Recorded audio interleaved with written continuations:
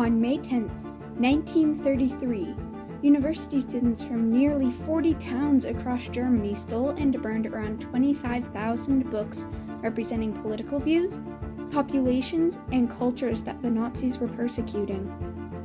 This horrific act illuminated how powerful the Nazis had become and foreshadowed the atrocities that they would commit against oppressed populations such as the Jewish people. It showed just how far the Nazis would go to silence the voices of non-Aryan people and cause the world to question its responsibility to interfere in German affairs. The book burnings of 1933 were one of the last opportunities for the world to stand up for the rights of the persecuted populations in Germany, but the lack of resistance set the stage for the Holocaust.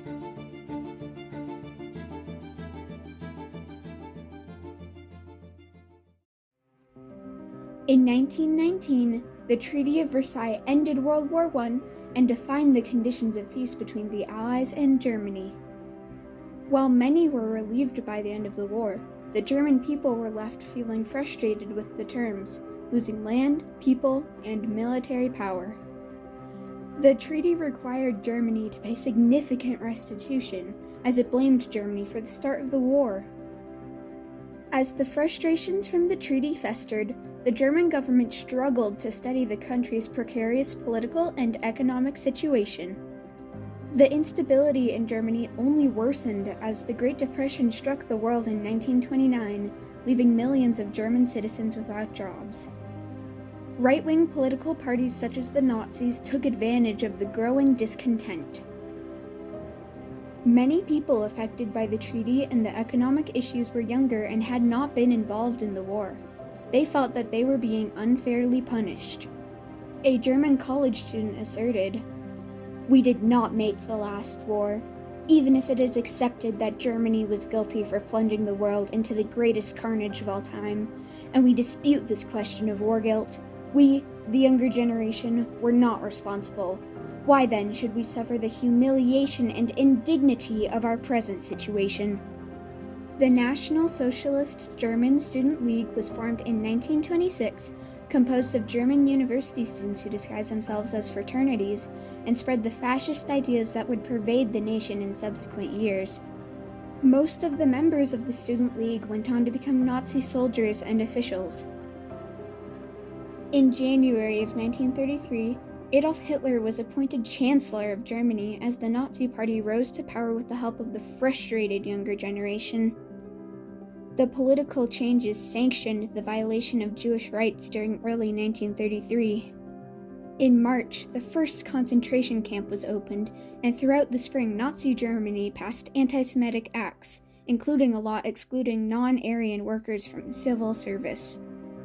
With the persecution of Jews increasing, the National Socialist German Student League used government support to begin planning an event in May 1933 that would change the way the world looked at Germany.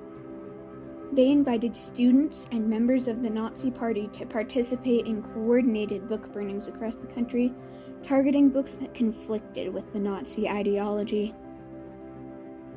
Word spread about the book burnings, and Jews across the United States began staging protests and urging action, feeling responsible to help defend their culture and fellow Jews in Germany. When renowned author Helen Keller learned that her books were slated to be burned for their socialist views, she responded, "History has taught you nothing if you think you can kill ideas. Tyrants have tried to do that often before, and the ideas have risen up in their might and destroyed them. You can burn my books and the books of the best minds in Europe, but the ideas in them have seeped through a million channels and will continue to quicken other minds." However, the United States, along with the rest of the world, refused to become involved due to its own precarious economic situation, as well as the fear of entering another conflict after World War I. Late at night on May 10, 1933, a crowd of over 40,000 people gathered in Berlin, Germany to watch Nazi officials and National Socialist German Student League members burn obscene amounts of un-German books that clashed with the Nazi ideology. Propaganda Minister Josef Goebbels, an important Nazi official, traveled to Berlin and broadcasted anti-Semitic speeches that supported the book burnings. His speeches echoed on radios nationwide, providing the Student League with government support. Und der kommende deutsche Mensch wird nicht nur ein Mensch des Buches, sondern auch ein Mensch des Charakters sein. University students in almost 40 other cities across Germany, such as Königsplatz and Munich, burned large amounts of books in one of the biggest book burnings in history. Works burned included those of Albert Einstein, Helen Keller, Heinrich Heine, and Thomas and Klaus Mann. All Quiet on the Western Front was a title commonly thrown into fires across Germany that night, burned because it cast doubt on German nationalist views with its honest and unflattering depictions.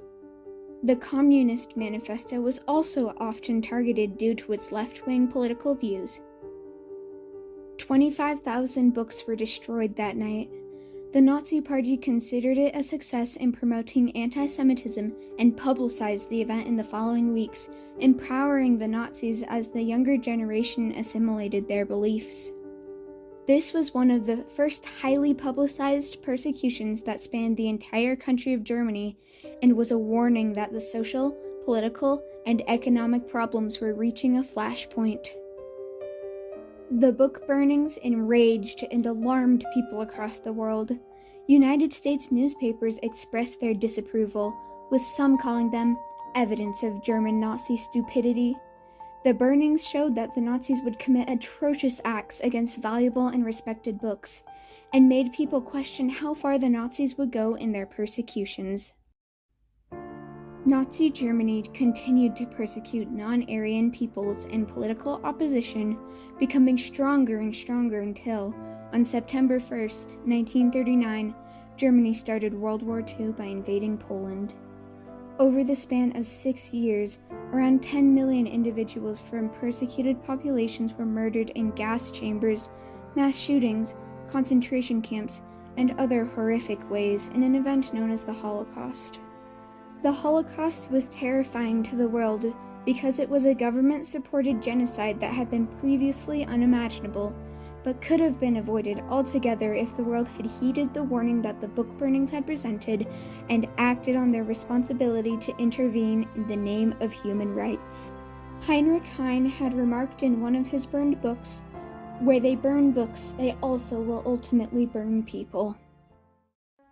While the 1933 Nazi book burnings have lost their immediacy in the years since the Holocaust, the concept of censoring books can be seen today in less extreme forms such as book bannings.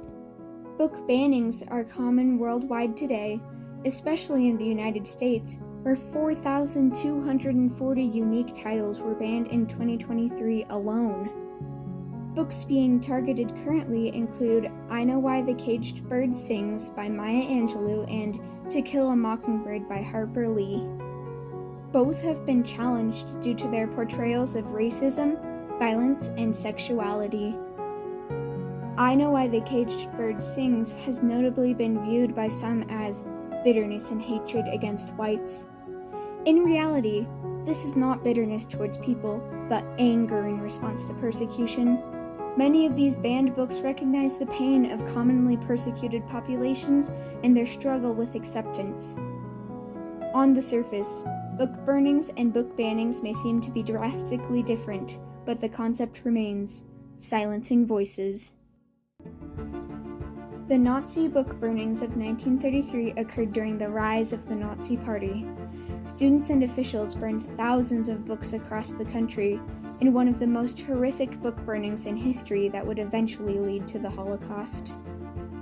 At the time, the responsibility to interfere with the spiraling situation in Germany fell onto the shoulders of struggling countries across the world who felt unable to intervene. The Nazis violated human rights gruesomely in the subsequent years with the same hands that had thrown books into the fires across Germany in 1933, showing the world the consequences of its inaction. Now, with groups yet again attempting to silence voices, some wonder how long it will be before hate ignites book burnings once again.